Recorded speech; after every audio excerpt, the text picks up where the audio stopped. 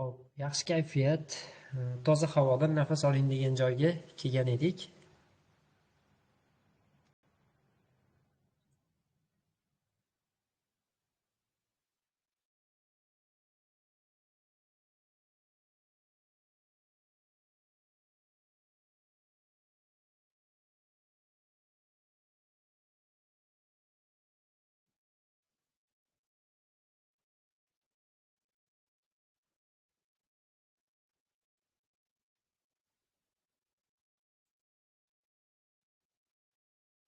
Hop, o'sha aytayotgan gapim, agar devorga kamroq material osilsa, u yerga ilingan har qanday ish shubhasiz alohida ahamiyatli deb o'ylanadi va bu juda yaxshi.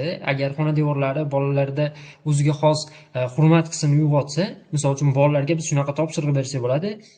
Uyga vazifang shunaqa zo'r bo'lsinki, hatto mana shu devorga osib qo'yaylik degan fikrda berishimiz mumkin bo'ladi. Keyingisi, toza havoda nafas oling. Bu yerda ko'rayotgan ustozlarimni ko'pchiligi kimyo va biologiyani yaxshi tushunadigan ustozlar. Miyamiz kislorodga juda ham muhtoj. Agar xonada derazalar yopiq bo'ladigan bo'lsa, karbonat angidrid ko'payib ketadi, o'z-o'zidan bolalarda uyqusi keladi va bu yerda o'quvchilarda o'qish uchun kitobda ideal sharoit qanaqa bo'lishligi haqida ham ma'lumotlar berilgan. Agar o'quvchilar tabiiy yorug'likda ko'proq vaqt o'tkazadigan bo'lishsa, ularning natijalari sezilarli ravishda yaxshilanadi. Sinf xonalarini shuning uchun sun'iy yoritishni kamaytirishga harakat qilish kerak va tabiiy yorug'lik ko'proq kiradigan qilish kerak. O'quv jarayoni uchun havoni eng qulay harorati +20 gradusdan 23 gradusgacha ekan. Shuning uchun qish vaqtida xonani shamollatishga ortiqcha berilib ketishi yaramaydi. Toza havo ham o'z me'yorida bo'lishi kerak, ya'ni sovib ham ketmasligi kerak. Xo'p. Keyin xonada ijtimoiy guruhlarda ilmiy yutuqlarni aks ettiruvchi obyektlar, misol uchun olim ayollarning suratlari bo'lsa yoki misol olimlarning nimalari, bu narsa ularda natijalarini ko'tarishga hissa qo'shadi. Misol uchun O'zbekistonda, umuman dunyoda gender tengsizligi bu narsa ta'lim jarayonida ham juda ham katta muammolardan biri va qizlarda ham misol uchun olim ayollarni rasmiy ilib qo'yishlik, ular erishgan yutuqlarni bildirib turishlik qanaqadir ijobiy kayfiyat beradigan bo'lsa, ma'lum bir etnik guruhlarga mos bo'lgan narsalarni xonaga ilib qo'yilishi, misol uchun endi bu AQSh bilan solishtirgan hindularni belgilarini ilib qo'yishlik ularga hali demotivator, o'ziga bo'lgan ishonchni pasaytirishga sabab bo'lar ekan. Keyingisi, tabiat qo'yniga chiqish. Xo'p, Finlandiyada shunaqa ekanki, aynan o'sha Timothy Walkerning uyini orqasida ko'l bor ekan. O'sha ko'lga issiq kunlari bolalar cho'milgan ekanlar ekan. Kichkina sinf o'quvchilarini ustozlar aylantirishga olib kelishar ekan. Xullas, o'sha ko'lning atrofida har kuni kamida 50 ta, 100 ta o'quvchilar, bolalar bo'lar ekan. Qish bo'ladimi, bahor bo'ladimi, qizig'i yo'q. Qishda ular muzda yorib, baliq ushlashadi yoki bo'lmasa shu ko'lni tepasi muzlab qolgan qismida haligi chang'ilarda uchishsa, yozgi kunlari aylanishar ekan. Ular qanaqadir panteizmni nimasiga, butun tanasiga sig'dirib yuborishgan, borliqning bir qismimiz deb hisoblashadi fillar o'zini. Shuning uchun tabiat qo'ynida juda ham ko'p aylanishadi. O'zi o'rmonlarini ham ko'radigan bo'lsak, haligi nima gapdagi aka aytdi-ku, bizda tabiat biroz xashakroq deb, lekin xashaki tabiatga ham chiqib nimanidir ko'rsa bo'ladi. Bizda ham tabiatda ko'rsa bo'ladigan joylar bor. O'shalarga chiqib turishlik, ularga yoshligidanoq tabiatning bir qismi ekanligini tushuntirib borishar ekan. Keyingisi, xotirjamlik muhitini saqlab qolish. 2016-yilda kuzida, ularda o'qish avgustdan boshlanar ekan. 2016-yilda to'liq xotirjamlik muhitini yaratish degan qonun ishlab chiqilar ekan. Yangi qonun, endi alohida bitta qonun, xotirjamlik muhitini yaratish degan qonun. Xotirjamlik deganda nima nazarda tutilyapti? Haligi osoyishtalik, mojarolarning yo'qligi, hovliqishning yo'qligi, bir-biriga xalaqit berishning yo'qligi. Men markazda yoki bo'lmasa texnikumda yoki boshqa nimalarda mana shu o'quv muassasalarimizda bilaman, agar yonma-yon xonada tursangiz, ozgina jim turadigan bo'lsangiz, yoningizdagi ustozni ma'ruzasini eshitsangiz ham bo'ladi, yerda bo'layotgan muhokamalarni ham eshitsangiz bo'ladi, yerda bir-birini fikrini eshitmaydigan o'quvchilar bo'ladi.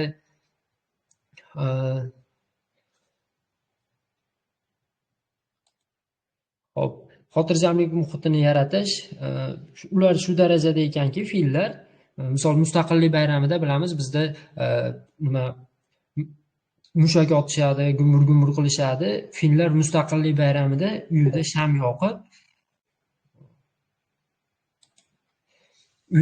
yoqib turib, halok bo'lgan askarlarni xotirlab, osoyishtalikdan nishonlashar ekan. Ya'ni u narsani ham ularga maktabdan singdirib borishar ekan.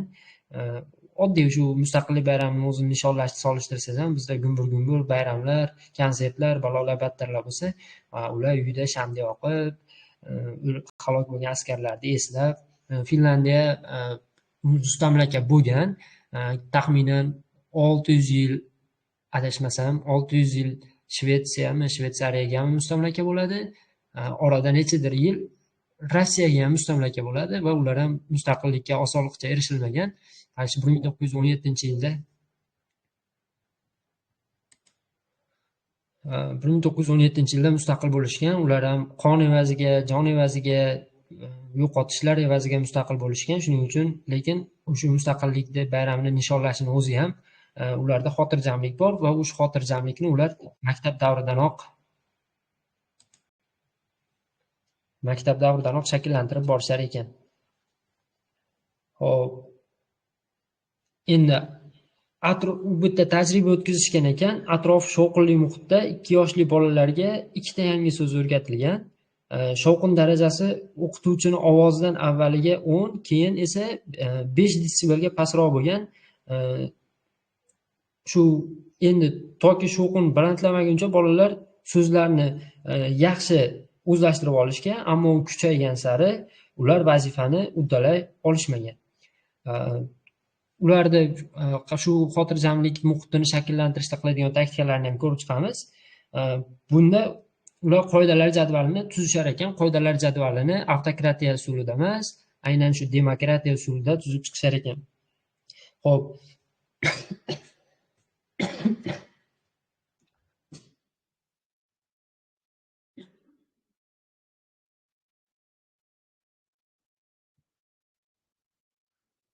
Hop, qanday qilib tuzib chiqishadi qoidalar jadvalini? Yana o'sha aytganimdek demokratiya, boshqalarni asosan 3 ta qoidaga kelishib olishar ekan. Bu qoidalarni kelishishda avval o'quvchidan sen o'zing nimani xohlaysan yaxshi o'zlashtirishing uchun, maktabdagi muhit qanaqa bo'lishini xohlaysan degan savolni bersangiz, albatta har bitta ongli bola birinchi o'rinda o'zini hurmat qilishlarini xohlaydi. Va endi demak sen o'zingni hurmat qilishlarini xohlasang, demak sen boshqalarni hurmat qilishing kerak. Ya'ni birinchi o'rinda ular o'zini, boshqalarni va atrof muhitni hurmat qilishni o'rganishar ekan. O'zini hurmat qilish deganda bu aynan boshqalarni hurmat qilish, o'zini hurmat qilishdan boshlanadi degan so'zda ancha chuqurroq tushunib olsa bo'ladi bundan. Boshqalarni hurmat qilish, o'zini hurmat qilishdan boshlanadi degan so'zni yaxshiroq tushunib olishimiz mumkin. Birorta savol berilsa, boshqa bola javob berib qo'yishi, aralashishlari, gap suqishlari, shunaqa holat qanchalik yomonligini ularga kichkinaliklardanoq tushuntirilar ekan. Va misol uchun aytaylik, bizni xonamizda sherigingni hurmat qilsang, endi bizni xonamizdan tashqari boshqa xonalarda ham dars bo'layapti deb turib, atrof muhitni hurmat qilishni ham ular yoshlikdan o'rgatib borishar ekan. Keyingisi o'sha qoidalar jadvalini o'quvchilarning o'zi bilan ishtirokida tuzganligi uchun o'quvchilarni o'zi avvalo bo'ysunishar ekan. Nimaga aytsa, aynan ular o'zlari xohlagan qonun qoidalar. Ya'ni buni ustoz o'ylab topmadi, ma'muriyat yoki davlat o'ylab topmagan. Buni o'quvchilarning o'zi xohlab tuzib chiqqanligi uchun qoidalar jadvalini ustoz bilan birgalikda demokratiya yo'li bilan tuzib chiqqani uchun ularga eng birinchi o'rinda hech qanaqa nazorat tizimsiz ham o'quvchilarning o'zi bo'ysunishni boshlar ekan. Shovqin o'lchagich yasang. Shovqin o'lchaydigan yasab, uni doskani oldiga qo'yib qo'yishsa, agar ustoz shovqin ma'lum desibelga yetganda o'quvchilar o'zi to'xtashadi. Shuning uchun shovqin o'lchagichni yasab, uni shu asosiy nimaga ko'rinib turadigan joyga qo'yib qo'yishar ekan. Keyingisi muvozanatni saqlang. Muvozanatni saqlang deganda nima nazarda tutilgan desak, hop,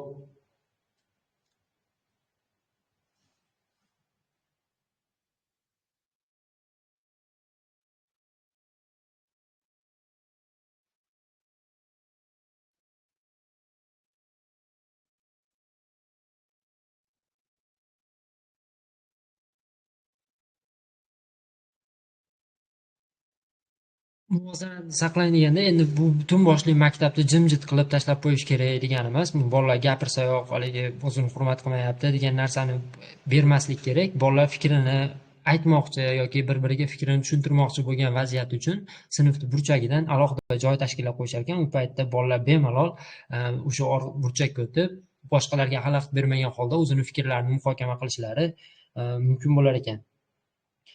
Xo'p, bugungi kunda dunyodagi barcha maktablarda dolzarb kasb etayotgan an'analardan biri bu onglilik. Bizga eshitilishi haligi safsataga o'xshab eshitiladi, ammo bu metodni qo'llashimiz kerak. Nimaga desak, onglilik bu onglilik deganda o'zi umuman nima nazarda tutilyapti? O'quvchilar xatti-harakatlarni ongli ravishda tushunib turishlari tushunilyapti. Shu o'quvchilar nima uchun shovqin qilmaslik kerak degan savolda ustoz meni jazolashi mumkin yoki ma'muriyat meni jazolashi mumkin degan maqsadda emas. Men do'stimga xalaqit berishim mumkin, sinfdoshimga xalaqit berishim mumkin yoki bo'lmasa shu boshqa xonadagilarga xalaqit berishim mumkin deb tushunsa, bu onglilik, aynan ongli ravishda qilayotgan xatti-harakatini tushunish. Agar bolalar onglilik darajasi yuqori bo'ladigan bo'lsa, shu metodni tushuntira olsak bolalarga, bolalar onglilik darajasi yaxshi bo'lsa, stress yaxshiroq yengishgan, ularda hayotga muhabbat ortgan, keyin kognitiv ongli nazorat kuchaygan ularda, keyin dunyoqarashi kengayib, o'ziga o'zi baho berish darajasi va hissiyotlarini nazorat qilish ko'nikmasi yaxshilangan ekan. O'quvchilar depressiya belgilaridan kamdan-kam hollarda nolishgan va sinfdoshlariga nisbatan agressivlik holatlari ham kamaygan. Bolalar o'zini manfaatidan ko'ra jamoa manfaatlari haqida ko'proq o'ylaydigan bo'lishgan va natijada bunaqa bolalarda ijtimoiy maqomi ortgan, o'rtoqlari orasida anchagina obro'ga erishishiga sabab bo'lgan. Hop, shuning uchun ham aynan onglilik metodi asosida xotirjamlikni saqlashga intilish kerak. Ya'ni majburan emas, onglilikni shakllantirib, xuddi aytganimdek qonun-qoidalarni diktatura asosida emas, demokratiya asosida bo'ysunishi kerak bo'lgan odamlar bilan birgalikda tuzib chiqiladigan bo'lsa, aynan bu narsa onglilikka olib boradi. Va shu onglilikni rivojlantirish uchun ba'zi mashqlar ham berilgan. Endi u mashqlarni o'zinglar kitobdan ko'rib chiqsanglar bo'ladi. Xo'p, o'zi ko'ryapsizlarmi? Men bitta qaraychi, necha kishi meni eshityapti. Xo'p, o'zimiz ustozlar ekan-ku, texnikumda gruppasida qilsak ham bo'lar ekan.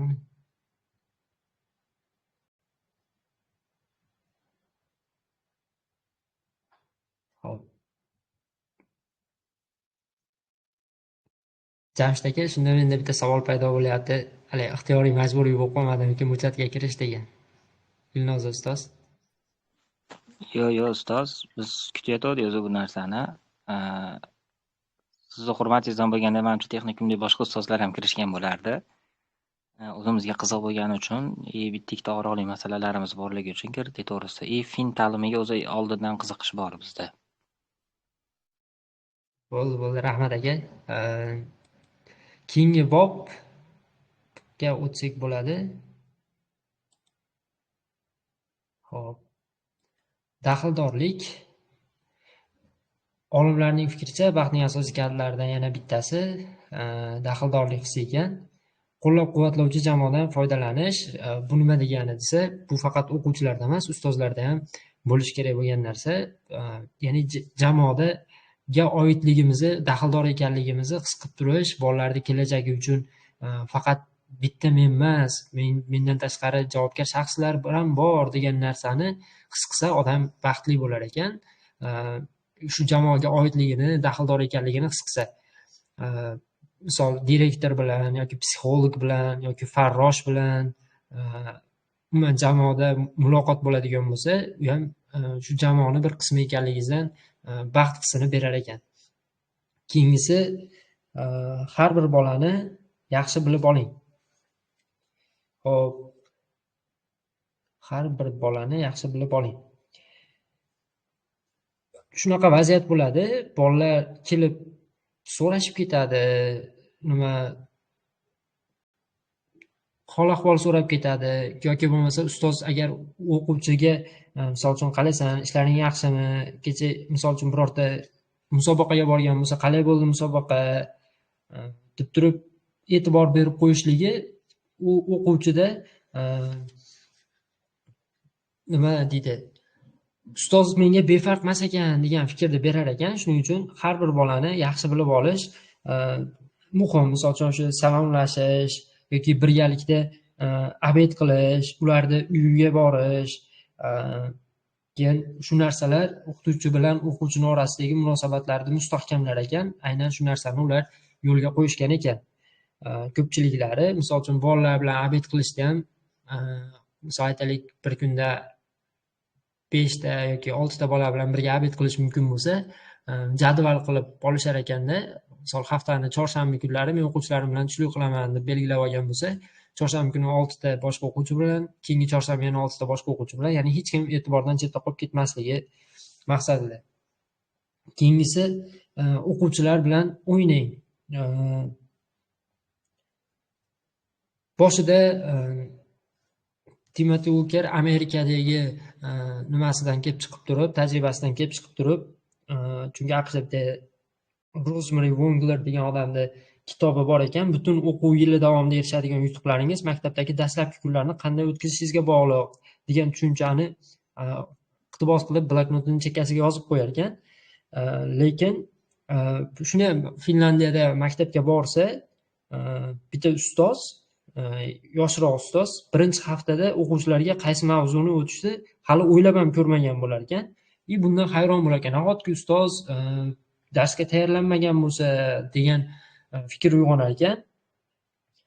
Lekin ular Finlandiyadagilar aytganimizdek bolalarni maktabda o'zini uyidek his qilishlari uchun, plus ular boshida aytdik, yaxshi kayfiyat, quvonch hissi, ya'ni quvonch hissini ustiga qurilgan maktab tasavvur qiling. O'quvchilar u yerda maksimal o'zini komfort his qilish kerak va u yer bilan bog'liq yomon hissiyotlar, demotivatorlar yo'q bo'lishi kerak. Shuning uchun ular maksimal baxtga harakat qilyaptimi? Misol uchun yozda bolalar 2 oy davomida yoki 3 oy davomida damini olib, o'ynab, mazza qilib keldida, bitta kelib turib maktabdan yomon hissiyot his qilmasliklari uchun birinchi haftasida umuman dars o'tishmas ekan, ikkinchi haftasida ham pashta, 1-2 hafta rejalarga ham hamma yoqqa qaysidir ma'noda tupurib qo'ygan holatda umuman dars o'tishmas ekan. Basketbol o'ynashar ekan, gaplashishar ekan, qanaqa o'tdi kanikul, nima qilding. Xullas, sekin boshlaymizda, ya'ni xotirjamlik ustiga qurilgan narsa, ya'ni tizim nimaga desa, bolalar shunchaki maktabga kelib turib baxt his qilsin, baxtsizlikni his qilmasin degan maqsadda. Xo'p, keyin ko'p o'quvchilar bilan birga tanaffuslarda o'ynashar ekan.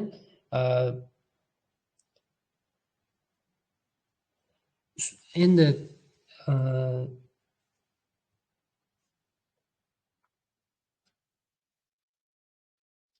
keyingisi bizda natijalarni e'tirof eting. Xo'p, o'quvchilarning natijalarini e'tirof qilish bu ham juda ham muhim narsa. Xo'p,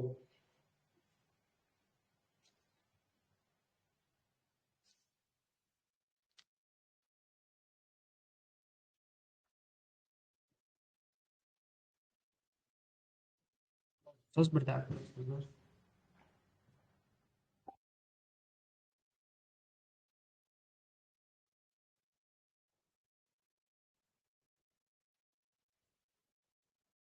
O'quvchilarning natijasini e'tirof qilish haqida bitta zo'r insight bo'ldi. Men uchun wow narsa bo'ldi. O'quvchilarning yutuqlarini rag'batlantirish maqsadida sinfda elektron blogini shakllantirishimiz mumkin. Bizda guruhlar bor. Guruhlarda elektron blogini shakllantirsakda, erta hamma ustozlar bo'lsa, misol uchun o'sha guruh sardori bilan aytaylik kuratorlar u guruhda kanalda admin bo'lsa, blogda o'quvchilarning natijalarini, shaxsiy hayotda yoki bo'lmasa o'qishda, qaysidir mavzuni faollikda, qaysi tadbirda o'zini ko'rsatganligini e'tirof qilib borilsa, bu narsa ham o'quvchilarda bizga nisbatan daxldorlik hissini oshiradi va ularda baxt hissini tuyishiga sabab bo'ladi.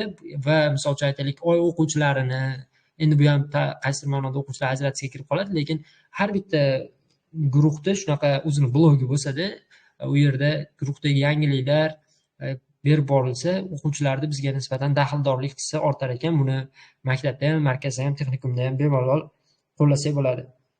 Keyingisi, hop, jamoa orzusi sari intiling.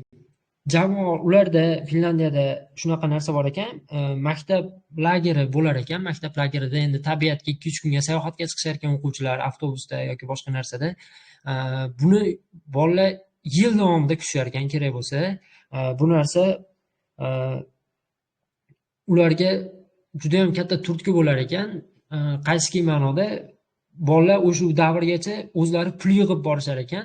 Nimaga pulni, xullas xarajatlar, misol uchun bitta o'quvchiga $1000 yoki $2000, €1000 yoki €2000 sarflanadigan bo'lsa, shu pulni o'quvchilar ma'lum qismini o'zlari yig'ishar ekan. Bu yerda ikkita sabab turibdi.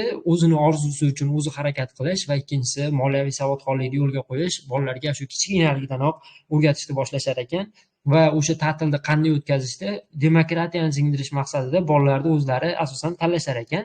Ya'ni o'qituvchi misol uchun sinfiga kiradida, yozda nima qilamiz degan savolni beradi. O'quvchilar o'zlarining takliflarini beradi, kelishishadi. Keyin qaysidir ovozlar, takliflar ko'proq, orzular ko'proq ovoz olsa demokratiya yo'li bilan o'sha orzuni tanlab oldilariga maqsad qilib qo'yishar ekan. Demokratiya shakllantiryapti. Endi o'sha orzu uchun birgalikda harakat qilishni boshlashar ekan. Misol uchun pul yig'ish deganda, uyidan pishiriqlar tayyorlab kelib yoki mehnat darsida pishiriqlar tayyorlab, o'sha pishiriqlar sotib bolalar pul yig'ishar ekan. Shuning uchun shuni yo'lga qo'yish uchun ham moliyaviy xarajatlarni o'quvchilarni o'zini bo'yniga qo'yar ekan. Misol qanchadir yetmay qolsa, keyin ota-onasi o'sha summani berib turishar ekan.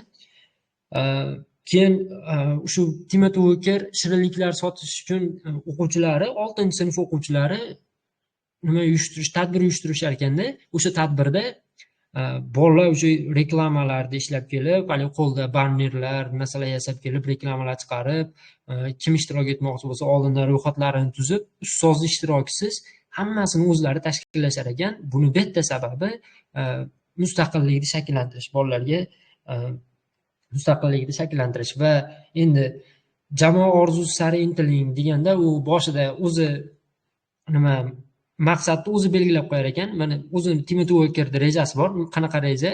Pul yig'amiz va Paralimpiyadada ishtirok etganlarga haligi ehson qiladigan, xayriya qiladigan jamg'arma tashkillaymiz, sayt ochamiz deb turib o'quvchilarga aytganda, o'quvchilar bunga qarshilik qilishar ekan. Lekin Timothy Walker bundan xafa bo'lmas ekan. Chunki agar mabodo o'sha orzuni qabul qilsa, bu bolalarning orzusi bo'lmasligi uchun faqat Timothy Walkerning orzusi bo'lib qoladi. Jamoa orzusini tuzib olib, jamoa bilan birgalikda tuzilar ekan. Jamoa orzusi ustozda o'zi taklif qilmas ekan va o'sha orzu sari biriga harakat qilishar ekan, bolalarning o'zini orzusi bo'lganligi uchun. Keyin o'sha safarlarga chiqishlar, bu o'ta ham kuchli birlashtiruvchi omil bo'lib xizmat qilar ekan. Keyingisi, hop, bizda o'quvchilarga ta'zyiq qilishlariga yo'l qo'ymang. Misol uchun bittasi qilyapti, doim menga ta'zyiq o'tkazadi, unday edi, bunday edi deb shunaqa holatlar ham Finlandiyada ham bo'lar ekan. Lekin bunda ular o'ziga xos metod o'ylab topishgan ekan. Bu metodning nomi Kiva deb nomlanar ekan. U Kiyosamista Vastan degan so'zdan olingan. Ya'ni tarjimasi ta'qibga qarshi degan ma'noni bildirar ekan. Endi uni boshqa harflarni birlashtirsa, Kiva degan so'z chiqar ekan. Bu iltifotli, yoqimli degan ma'noni bildirar ekan. Kiva strategiyasi mohiyati shunaqa ekanki, asosan profilaktik tadbirlarni o'z ichiga olar ekan. Misol uchun bittasi siqib turib, menga mana bu tazyiq o'tkazyapti yoki shunaqa qilmoqchi, meni shu Kiva dasturiga olinglar deb aytar ekan. Keyin ikkita tomonni o'tirgizib, asosan beriladigan savollar shunaqa bo'lar ekanki, ayta aybdorni qidirish, uzr so'ratish, shunaqa narsalar emas. Beriladigan savollar, misol uchun kechirim so'rashni istamasa kechirim so'ramay qo'yaverar ekan. Asosan bir-birini tinglash. Nima sabab bo'ldi desa, bittasi gapiradi, ikkinchisi aniq uni eshitib o'tiradi. Ikkinchisi rakursdan gapiradi, bunisi eshitadi. Shuni urushmasdan hal qilsa bo'larmidi degan savolni berar ekan. Shuni o'rniga boshqa ish qilsa ham bo'larmidi degan savolni berishar ekan. O'z-o'zidan albatta boshqa bu urushmasdan har qanaqa masalada ijobiy yechim bo'ladi. O'sha yechimda haqiqatdan o'tirib o'ylab ko'rishar ekan. Keyin ularga 2 hafta vaqt berishar ekan. 2 hafta vaqt ichida yana to'g'rilanishmasa, shu bayonnoma tuzilib, ota-onalari xabardor qilinib, shunaqa choralar ko'rilar ekan. Ya'ni o'zaro ichkarida hal bo'lib ketadimi degan narsani qo'yishar ekan. Aksariyat hollarda 90-95% hollarda Kiva ishlaydi va bolalar muammolarni chet o'zida hal qilishadi. Ota-ona bizga o'xshab ikkitasi urushib qo'ysa, ota-onasini chaqirtirib, tushuntirish xati yozdirib, shunaqa qilishmas ekan. Sabab bolalarda o'zida mustaqillikni shakllantirish maqsadida. Keyingisi bu kafillikka olish tizimi.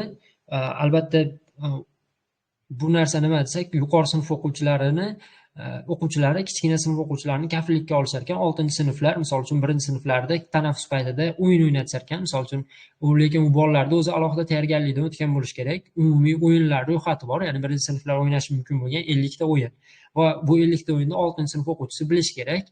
Bundan tashqari har bitta o'quvchiga bittadan 1-sinf o'quvchisi 6-sinf o'quvchisiga 1-sinf o'quvchisi biriktirilar ekan. Ya'ni buni faqat 6-sinflar qilar ekan. Butun maktab bo'yicha faqat 6-sinflar, faqat 1-sinflarga kafilligini bo'yniga olishar ekan.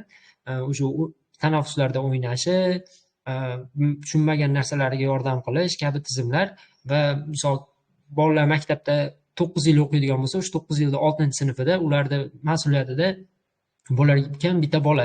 Endi tasavvur qiling, 6-sinf bola endi o'tish davriga o'tdi va atrofdan qanaqadir mas'uliyat kutadi, o'zini katta odamdek qabul qilishlarini kutadi va uni yelkasiga bitta mas'uliyat sifatida bitta o'quvchini biriktirib qo'yishdi.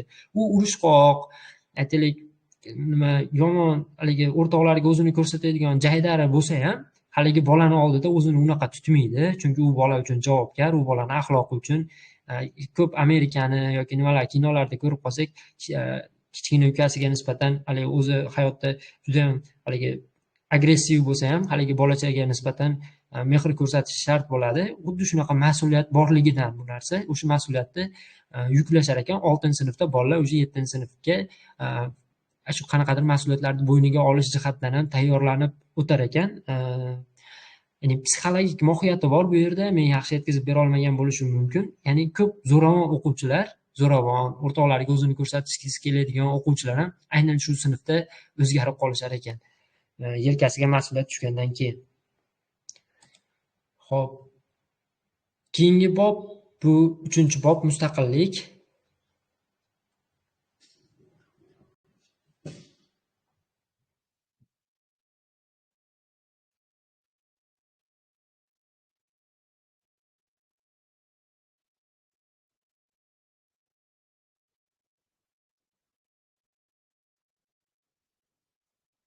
Birinchisi ishni erkinlik berishdan boshlang. Biz ko'pchiligimiz bolalarni qattiq nazorat qilib, ularga yuklatilayotgan vazifalarni asta-sekin kuchaytirib borish kerak. Ya'ni ular erkinlikka tayyor bo'lsagina mustaqil harakat qilishga izn berishimiz kerak deymiz va ularni maktabdan tashqaridagi vaqtlarini ham ko'pincha nazorat qilishga harakat qilamiz. Lekin o'sha aytganimdek, agar bolalarga erkinlik beriladigan bo'lsa, ular o'zlari aksincha harakatni kuchaytirishligi haqida bu narsa, ya'ni yosh bola ko'proq erkinlik xohlaydi. Misol uchun birorta ishni qilgisi keladi. Misol xonani yig'ishtirish yoki vannani yuvish, oshxonani yig'ishtirish kabi ishlarni yoki bo'lmasa bizda o'g'il bolalarda bo'ladi. Agar o'tchopish yoki boshqa ishni o'zim qilmoqchi bo'laman, lekin dadam aytgandan keyin qaysidir ma'noda kechqurun ko'rib olaman, unday bunday deb aytsa, qilgim kelmay qoladi. Ya'ni men o'zim bilib ongli ravishda qilgim keladi haligi ishni, lekin kimdir aytib qo'ygancha o'sha ishni qilgimiz kelmaydi. Shuning uchun xuddi shunga o'xshagan qanaqadir psixologik holat bu yerda bolalarga erkinlik berish. Hop, agar erkinlik berilsa, ular ko'p narsani ongli ravishda qilishni boshlaydi. Bu ham o'sha onglilikni rivojlantirish uchun vaqt ekan. Keyingisi, zaxirada oraliq bo'sh vaqt qoldiring. Bu vaqt o'quvchilar bilan nisbatan individual ishlash uchun, vazifalarni tekshirish uchun kerak bo'ladi. Misol uchun, xonaga o'quvchilardan taxminan 10 minut oldin kirasizda, doskaga 3-4 minutda bajarish mumkin bo'lgan topshiriq yozib qo'yasiz. Endi u agar 45 minutlik bo'ladigan bo'lsa, biz endi 10 minutda bajarish mumkin bo'lgan topshiriqni yozib qo'ydik doskaga. Bolalar bitta kirishi bilan bunga odatlanib qolsa zo'r bo'ladi. Mana shu metodning nomini hozir bajar deb nomlaylik. Sinfga o'quvchilar bitta kirishdi, doskaga qarasa, doskaga topshiriq yozilgan. Siz ularga bir og'iz ham gap gapirmadingiz. 10 minut ichida bitta topshiriqni bajarishlari kerak bo'ladi va uni tekshirish uchun ham taxminan bir 10 minut kerak bo'lsin. 80 minut darsga nisbatan aytyapman. 10 minut bajarib, sizda 20 minut vaqt bor. Bu 20 minut vaqt ichida siz o'tgan safar bergan vazifalaringizni tekshirib chiqishingiz mumkin bo'ladi. Qanaqadir individual muammolari bor bolalarda ko'rib olishingiz mumkin bo'ladi. Ya'ni tushunmagan joylari, boshqa masalalar. Sizda vaqt bo'ladi. Bu mashg'ulot nomi hozir bajar. Sizda individual ishlash uchun 20 daqiqa vaqti ham qolgan paytda yana o'sha ishlar qolgan ishlarga ulgurish mumkin bo'ladi. Xo'p, keyingisi bolalarga tanlov imkonini bering. Misol uchun qanaqa tanlov imkoniyati desa, qaysidir kitob, bir nechta kitobdan o'rganish yoki bo'lmasa xohlasang YouTubedan dars ko'r, xohlasang mana kitobni o'qib kel, yoki xohlasang vatmanga bajarib kel vazifani, xohlasang mustaqil ish tayyorlab kel, xohlasang yozib rasm chizib kel, xohlasang shunaqa erkinliklarni berish haqida gap ketyapti. Keyingisi o'quvchilar bilan birga rejalashtirish. Bu narsa shu o'quvchilarni o'zidan muammolarini eshitib, dasturda o'quvchilar bilan birga rejalashtirish. Bunda misol uchun 3 ta narsani 3 ta ustun qo'ysak bo'ladi. Birinchisi, biz nimani bilamiz? Ya'ni o'quvchilar bilan gaplashgan holatda bo'ladi. Biz nimani bilamiz va biz nimani bilishni istaymiz. Ikkinchi ustunida, uchinchi ustunida biz nimani o'rgandik degan narsa bo'ladi. Biz nimani bilamiz, biz nimani bilishni istaymizdan olib turib, biz nimani o'rgandikka olish uchun yoki biz nimani bilamizga olish uchun. Ya'ni o'quvchilar bilan shunaqa tizimda oldin dastur ishlab chiqib olish kerak. Biz o'zi nimani bilamiz, biz nimani bilishni xohlaymiz. Shu narsani qilib turib, shunga qarab turib ishlaydigan bo'lsak, bu ancha effektini beradi. Mustaqillikni shakllantiradi. Undan tashqari bolalar o'zi xohlab, o'zi so'ragan narsani o'rgatayotganligingiz uchun. Keyingisi, ta'limni hayot bilan bog'lash. Bu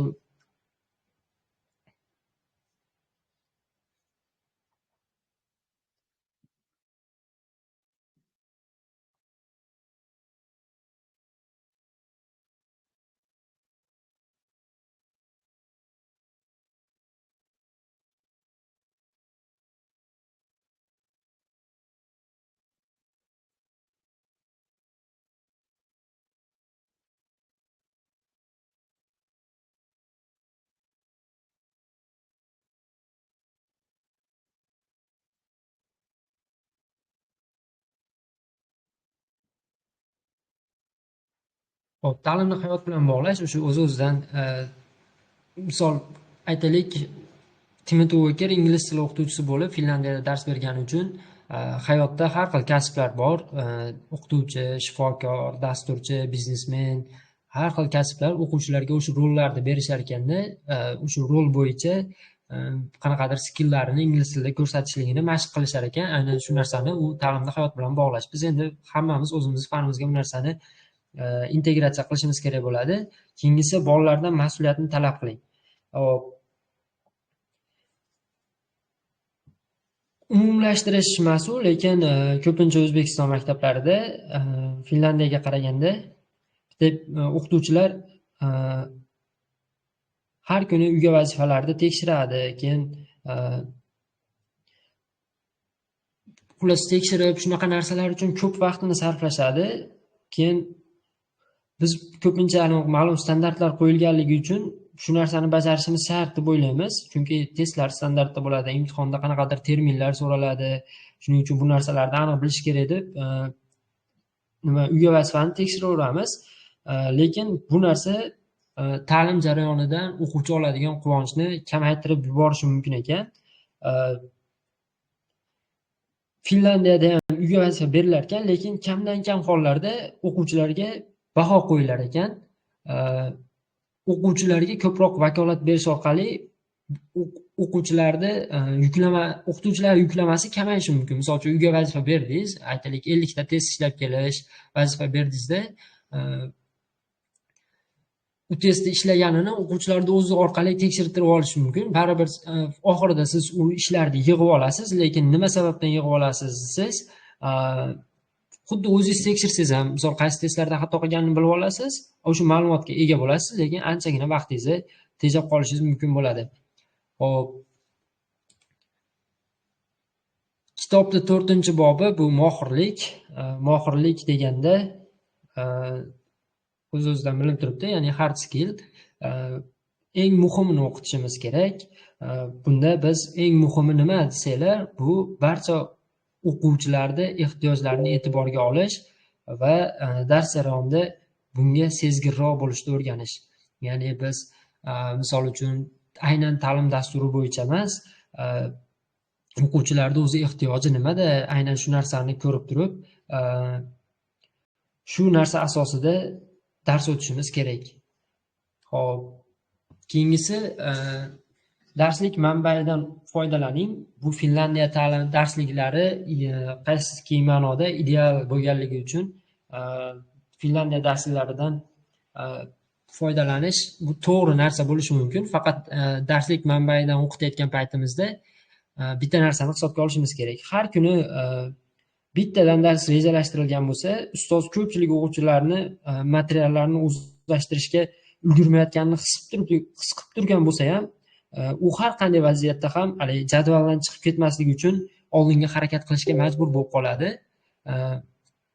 Ya'ni bu nima degani desa, jadvaldan qolib ketyapsiz, o'sha mavzuni bugun o'tmasangiz bo'lmaydi, o'tishingiz shart bo'lyapti va shu narsaga bo'ysunishimiz kerak bo'lganligi uchun bizda ko'pincha nima bo'ladi? Bolalar o'zi tushunmayotganini bilsak ham, ko'zni bitta chirt yumamizda o'sha darsda ketma-ketlik bo'yicha o'tib ketishga majbur bo'lamiz. Lekin Finlandiyada bu narsa qaysidir ma'noda to'g'rilangan, ya'ni o'quvchilar yillik yuklamani yakunlasa bo'ldi, qachon degan savolga farqi yo'q.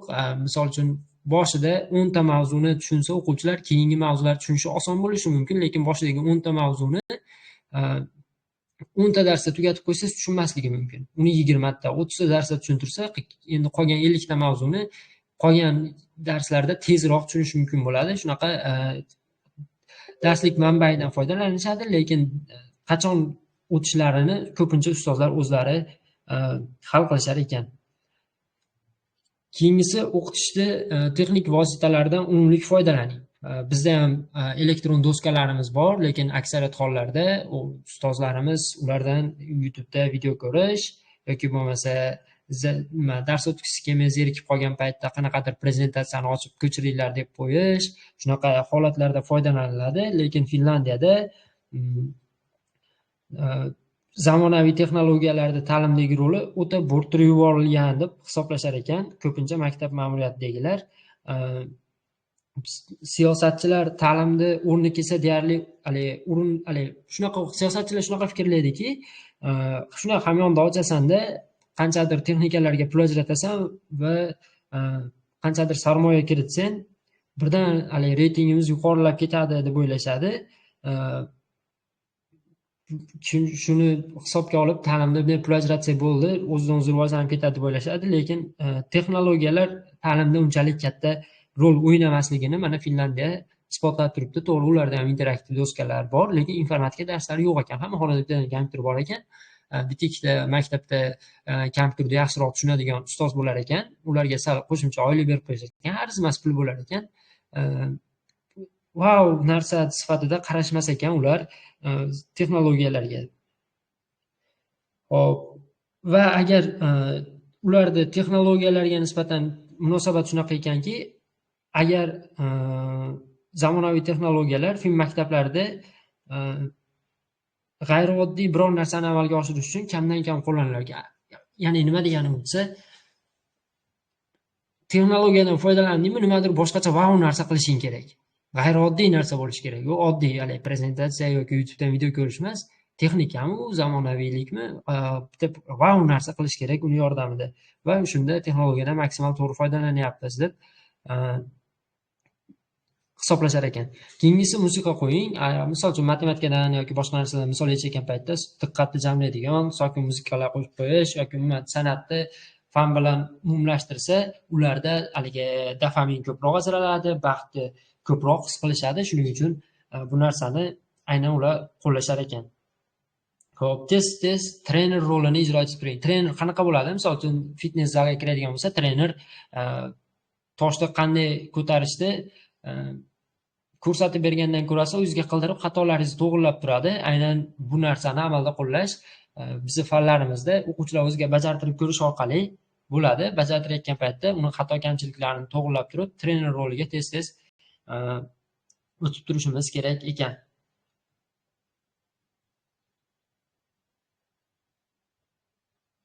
Xo'p, keyingisi bilimlar tasdig'ini talab qiling. Xo'p, bu nima degani?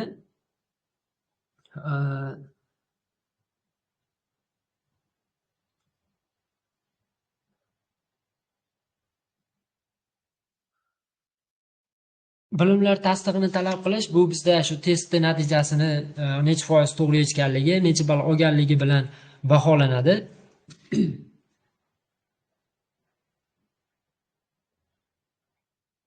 Misol uchun biz bitta o'quvchi doimiy darslarimizga keldi va 30 talik test yechtirdik, 20 ta yechdi yoki 18 ta yoki 11 ta yechishi mumkin, lekin bu narsa bizda o'quvchini o'sha mavzuni qanday tushunganligini to'liq ochib bermasligi mumkin. Shuning uchun ular nazorat ishlarini qanday olishar ekan? Albatta nimadir javob yozish mumkin bo'lgan nazorat ishini olishar ekan. Misol uchun ona tilidan ommaviy axborot vositalari doim auditoriya uchun kurashadi. Nima deb o'ylaysiz? Bu qanday oqibatlarga olib keladi va nima uchun? Shu mavzuda qanaqadir essay yozdirishadi. Bu faqat ijtimoiy fanlarga emas, hamma fanga aloqador yoki falsafa darsidan baxt va farovonlik etik kategoriyalarmi, fikringizni asoslab bering deb yoki sog'liqni saqlash, tibbiyotga aloqador fanlardan davlat tomonidan ovqatlanish bo'yicha beriladigan tavsiyalar nimalarga asoslangan va ularning maqsadi nima o'zi degan savolni berishadi. Yoki geografiya, biologiyaga aloqador fanlardan o'simliklar zonasi, iqlim zonasidan nimasi bilan farq qiladi? Qiyosiy jadval tuzing. Shunaqa nazoratchilar olishar ekan. Ya'ni aytda o'quvchi maksimal to'g'ri javobni bermasligi mumkin, lekin doim o'z fikrini ifodalashga imkoniyat bo'lar ekan. Yoki tarixdan odamlar Finlandiyaga nima sababdan ko'chib kela boshlagan? Buni aniq misollar bilan tushuntirib bering. Yoki kimyodan tasavvur qiling, siz tish pastasi ishqorli bo'ladimi yoki uning tarkibida kislota ham kiradimi degan masalani eksperiment yo'li bilan aniqlamoqchisiz. Olimlar kabi fikrlang va harakatingiz tartibini tasvirlab bering. Ya'ni harakatingizni tartibini tasvirlab berish, o'sha kerakli reaksiyalar yozish, aniq nima ifodalash ham mumkin, ya'ni 100% va o'sha o'quvchilarni keyin baholashar ekan 4 dan 10 ballgacha va u baholarni qanday hisoblashadi desangiz, shunaqa nazoratchilardan bir taxminan 10 tacha olgandan keyin o'rtachasini hisoblashab turib, keyin shu tabellari deyishadimi, tabelmi, ya'ni kundalik ko'mlariga baho qo'yishar ekan. Hop. Keyingisi yakuniy baholarni o'quvchilar bilan muhokama qiling. Bu ham o'z-o'zidan tushunarli.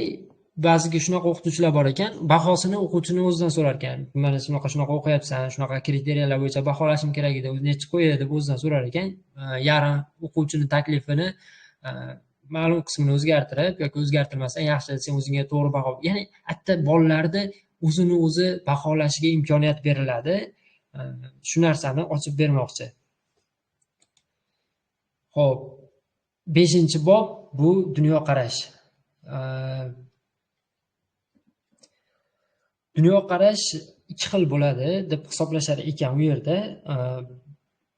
Va ular bir-biriga ikkalasi qarama-qarshi. Birinchisi tanqislikka, ochko'zlikka yo'naltirilgan yondashuv. Ya'ni bunda siz yutuqingiz boshqalarni muvaffaqiyatsizligi evaziga yuz berishi kerak.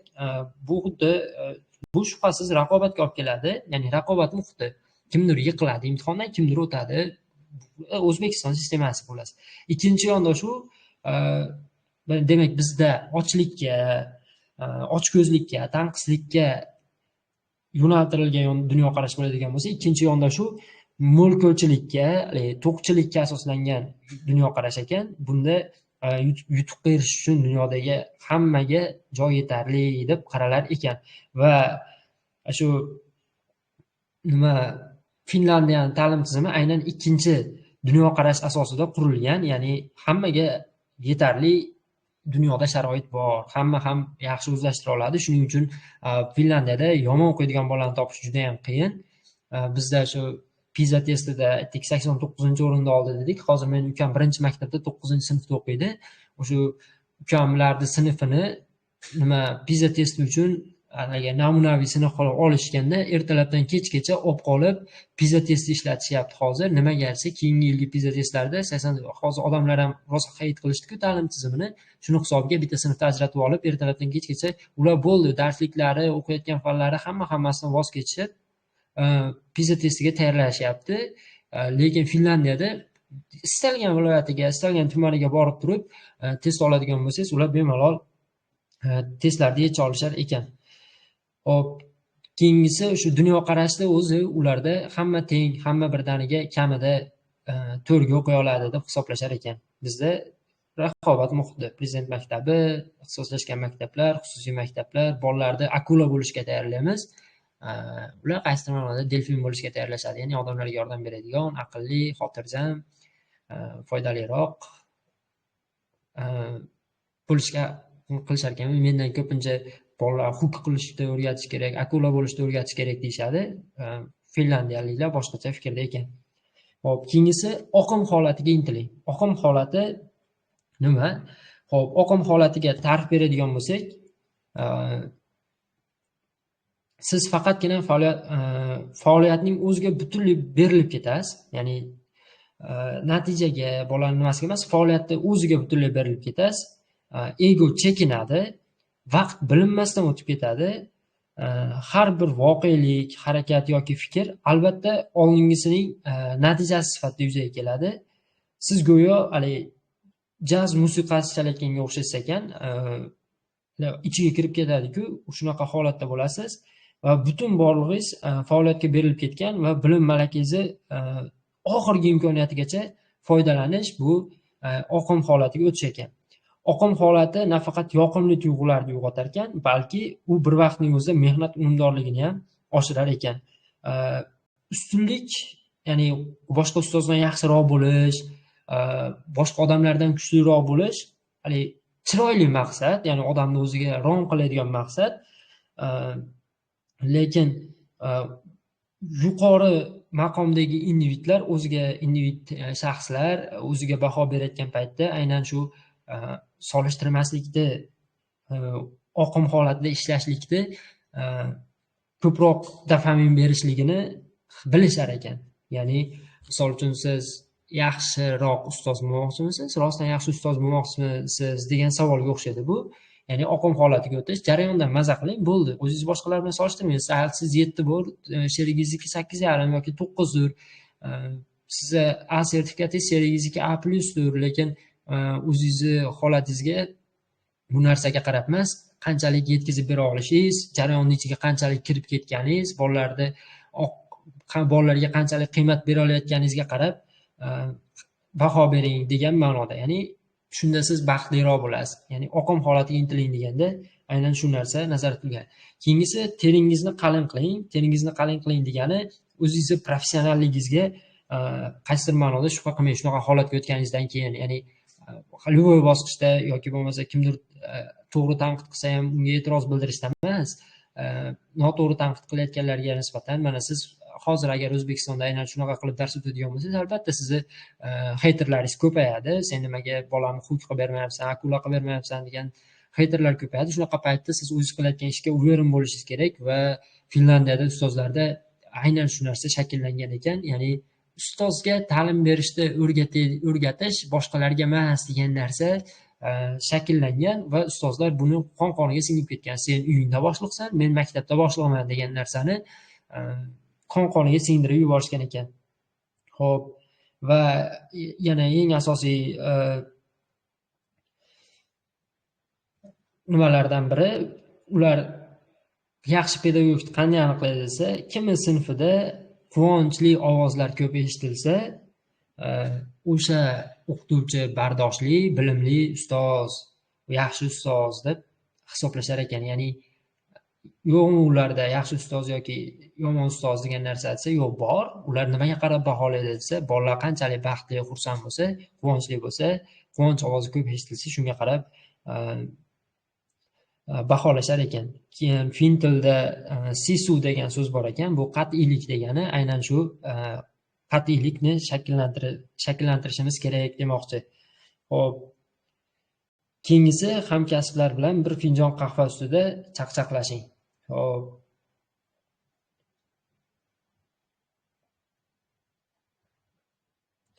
Finlandiyada o'qituvchilarga haligi hamkorlik uchun juda ham ko'p imkoniyat yaratilgan ekan. Ya'ni ko'proq tanaffuslar, dars soatlari qisqa. Hamkorlik qilganda ham ular prosta hozirgi aytganimdek raqobat emas, hamkorlik muhiti shakllanganligi uchun ular hamma og'riqlarni birgalikda his qilganligi uchun Finlandiyada yana shunaqa narsa bor ekanki, direktorlar o'zlari dars o'tishar ekan. Shuning uchun ular og'riqlarni umumiy ekanligini bilishgani uchun ularda konflikt juda ham kam yuzaga kelar ekan. Shu bir chashka kofe ustida chaqchaqlashish deganda xuddi haligi ambitsiyalar ustida birgalikda maslahat qilishadi, muammolarni real ko'rib turgani uchun aniq yechimlar taklif qila olishadi va juda ham haligi yaqin bo'lib ketishadi. Shunaqa dunyoqarash bor ularda. Misol uchun qaysidir ustozni o'ziga raqobatchi sifatida hech qachon ko'rishmas ekan ular. Keyingisi, ekspertlarni taklif qiling. Bu degani misol uchun Gulnoza ustoz darsiga biror kun Jamshid ustozni chaqirishi mumkin. Jamshid ustoz darsiga Sarnoz ustoz chaqirishi mumkin. Darsga kirib turib, qanaqadir o'sha mavzuga aloqador bo'lgan mavzuning qaysidir qismini darsda 10 minutida, 5 minutida yoki 15 minutida speech qilib tushuntirib berishi mumkin. Bu ham haligi rang-baranglikni oshirib, hamkorda endi ular raqobatchi emas, shunaqa ekspertlarni jalb qilib dars jarayonini yana ham qiziqlashtirish mumkin ekan. Va keyingisi, bu ta'tilda chindan ham dam oling. Ta'til keldimi, rostdan dam olish kerak. Buni sinab ko'rishgan. Haftasiga 50 soat ishlab, ta'tilda ham ishlaydigan ustozlarni dan ko'rasi 40 soat ishlab, ta'tilda maza qilib dam olgan ustozlarni ishdan ketish ehtimoligi, ya'ni ishdan ketish deganda men o'qituvchilik sohasini tark etish ehtimolligini nazarda tutyapman. Juda ham kam bo'lar ekan. Ya'ni ishdan ketgan o'qituvchilarni statistikasini ochib, datasini tahlil qilishganda, ma'lumotlar tahlil qilinganda ishdan ketgan ustozlar juda ham ko'p ishlaganligi, ishdan dam olish kunlarida ham dash ishlaganligi aniqlangan va doim barqaror, zo'r, o'quvchilarni o'ziga bog'lab, qiziq ishlagan ustozlar ta'tilda ko'proqlari dam olishgan ekan. Shuning uchun ta'tilda rosta kamiga dam olib, kuchli yig'ib olish kerak. Va eng asosiy bittasi bu quvonchni unutib qo'ymaslik. Ya'ni o'quvchilar hozir nimaga o'qishga qiziqmay qo'yishgan desa, biz aytishimiz kerakki, ular darsdan zavqlanmayapti, ta'lim jarayonidan zavqlanmayapti. Nimaga maktabda yaxshi o'qitishmayapti desa, maktabda ular baxtli emas. Maktabda ular quvonchni his qilmaydi. Nimaga litseylarda, texnikumlarda, o'quv markazlarida bolalar yormayapti desa, chunki ular quvonchni his qilmayapti. Nimaga universitetda talabalar yorvormayapti desa, ular quvonchni his qilmayapti, quvonchni unutib qo'yishgan. Nimaga ustozlar shunaqa doim depressiyada ishlaydi desa, ular quvonchni unutib qo'yishgan deb javob bersak bo'ladi. Va umuman kitobni bog'lab turadigan qizil ip, ya'ni umumiy zanjir, bu quvonch. Ya'ni ta'lim jarayonida bo'lishi kerak bo'lgan eng asosiy narsa bu quvonch. Ya'ni jarayonni baxtli, qiziq jarayonga aylantirish bu o'zimizning qo'limizda va quvonchni biz o'zimiz olib kirishimiz kerak. Buning uchun siyosat o'zgarishi yoki bo'lmasa qanaqadir zamonaviy texnologiyalar bo'lishi shart emas. Biz o'zimiz qanaqadir ambitsiyani oldimizga qo'yib, qanaqa qilib men darslarimda bolalar maza qiladi, qanaqa qilib men o'zim maza qilib dars o'taman. Men birinchi o'rinda maza qilib dars o'taman degan narsani qo'yib turib, shu narsaga harakat qilishlik yotar ekan. Kitobda asosiy mazmuni o'sha aytganimdek, ta'lim jarayoniga quvonchni olib kirmagunimizcha Quvonch Mirzoni emas, Lazbek shogird Quvonch Mirzoni emas, Lazbek ham bor ekan, chatda ko'rib qoldim. Quvonchni dars jarayoniga olib kirishimiz kerak. Baxtni maza qilsak, keyin bolalar ham kelib bu yerda maza qilsa, ana o'shanda bizni ta'lim tizimimiz Finlandiyaniki kabi qanaqadir natijalarga erishishi mumkin. Mana ukam ertalabdan soat 4gacha majburiy qilib qo'ygan, soat 4gacha o'tirishadi. PISA testlarida majburan shablonlarini ko'rib o'tirishadi va ular umuman baxt his qilishmayapti. Lekin finlandiyaliklar haftada kelib turib, kuniga 4 soat maza qilib o'ynab ketishib turib, dunyoda birinchi o'rinda olib qo'yishyapti. Ustozlari 4 soat ishlab turib, keyin uyga borib, o'zlarining ishini qilib ham Finlandiya ta'lim tizimida dunyoda birinchi o'rinda turibdi. Biz 8 soat, 9 soat, 10 soatlab, 12 soatlab, men hozir ham ishxonadaman, yuribmizda, lekin o'quvchilarimizning natijalari bilan unchalik maqtana olmaymiz. Shuning uchun xulosa sifatida aytishim mumkinki, ta'lim jarayonini quvonchli jarayonga aylantirsak, o'zimizga ham yaxshi bo'ladi, bolalarga ham yaxshi bo'ladi, davlatga ham yaxshi bo'ladi, ota-onalarga ham yaxshi bo'ladi, umuman hammaga yaxshi bo'ladi. Xo'p, ustozlar, sizlarga ham anchagina vaqtlaringni olib qo'ydim. Qatnashganlaring uchun kattakon rahmat. Kitobda asosiy menimcha tugadi. Bo'ldi, tugadi. Mazmuni shundan iborat edi. Agar gaplaring bo'lsa, bemalol gapirsanglar bo'ladi.